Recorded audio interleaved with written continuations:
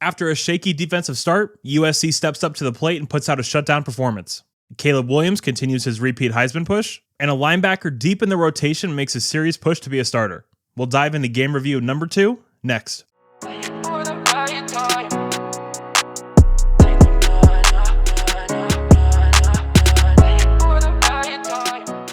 What's up, guys? My name is Gabe and welcome into the Trojan Blade. Now, before we do get into it today, I do want to let you all know that my SeatGeek promo code has changed. It's now just Trojan Blade, exactly how you see it there on your screen.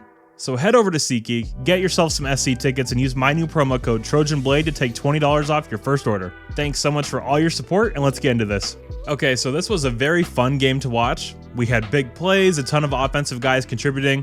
The defense looked both confident and fast out there. I came away from this game just feeling good. There were a lot of storylines to come out of this one, but I actually want to change things up today and start with the defense. So let's start with that first drive.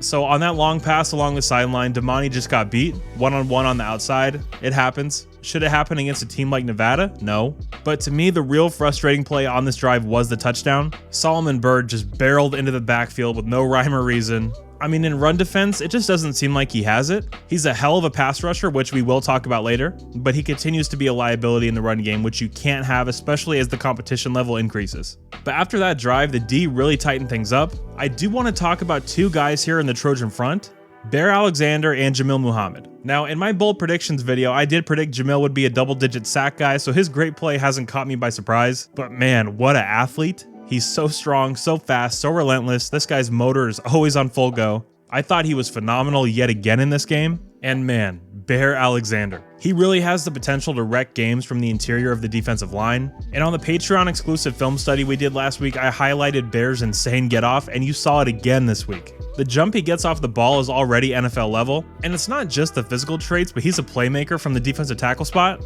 We've already seen him bat down a pass, make TFLs with one arm. He was very close to blocking that first Nevada field goal attempt. I mean, we just haven't had a guy like this in a while. If any teams that SC has upcoming on the schedule expect this front seven to be similar to what it was last year, they have another thing coming, that's for sure. I also thought Romello Height looked explosive as ever in this game. Solomon Byrd as a pass rusher was very good, but I do need to talk about the linebackers for a minute here. First off, Mason Cobb and Eric Gentry did not suit up in this one. No idea what those two are looking at from an injury point of view. Just gotta follow our usual two-step process when it comes to USC and injuries. Step 1, don't believe a damn word Lincoln says. And step 2, just wait for pregame warmups to see who's actually playing. But with those two guys out, it meant it was a huge opportunity for guys like Rajon Davis, Shane Lee, and Tackett Curtis. So let's get the negative out of the way first. Tackett Curtis can't do that, plain and simple. The Nevada wideout was completely defenseless and being wrapped up, and he went full speed into his head. He didn't need to do it, and he could have really hurt that Nevada player. I'm also not a fan of Tackett posting the clip on his Instagram like it's some great highlight. Take the hit part out of it, he did something not smart that hurt his team and left us with two linebackers. So in my opinion, celebrating it is not the best look. Hopefully he'll learn from this and it won't happen again. But man, let's talk about Rajon Davis. Every time this guy plays, you notice him. Whereas with Tackett, he didn't really produce much at all in the game and a half he's played so far. Rajon was flying around and was near the ball a ton. I thought he was great in coverage. As a blitzer, he's incredibly fast and closes like a defensive back would. I think he more than made his case to be the co-starter at will alongside Eric Gentry. He needs to be the guy out there. I'm so happy for him. Talk about someone who has that true Trojan mentality. I'm so impressed, and I still do think Tackett is going to be a good player for what it's worth, but he doesn't appear ready for this level of football yet, which is totally understandable and completely fine. He's a true freshman. He has so much time to grow into the player we all think he can be. But for now, it has to be Rajon that's getting the majority of those snaps. All right, now you guys know how hard I've been on Shane Lee. I've been very critical of his game over the last year, but man, big shouts to him. He went out there and he played a complete game. He tackled pretty well overall. He was solid in coverage all day as well. Great showing for him as he looks to work his way back into that rotation. Now let's talk about true freshman edge rusher Braylon Shelby. Shelby feels like a guy that's going to get better and better as every week goes by. Coming off the edge, he just looks so athletic. He has great bend and great power. The potential he has is really intriguing.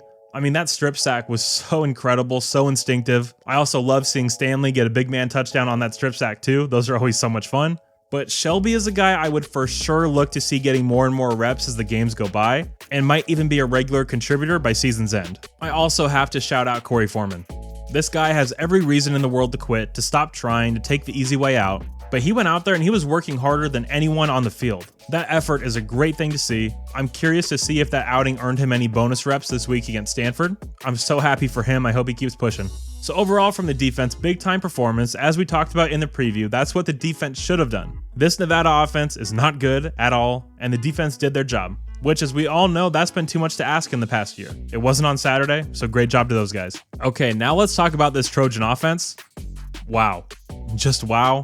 Guys, can we all sit back and appreciate what we're seeing here? We are literally watching history every single time number 13 takes the field. We are seeing in real time who will undoubtedly end up as the best USC quarterback of all time if he's not already. Every week he goes out and treats us to an amazing performance. He's a generational player, generational Trojan, and I hope we really enjoy this last year with 13 out there.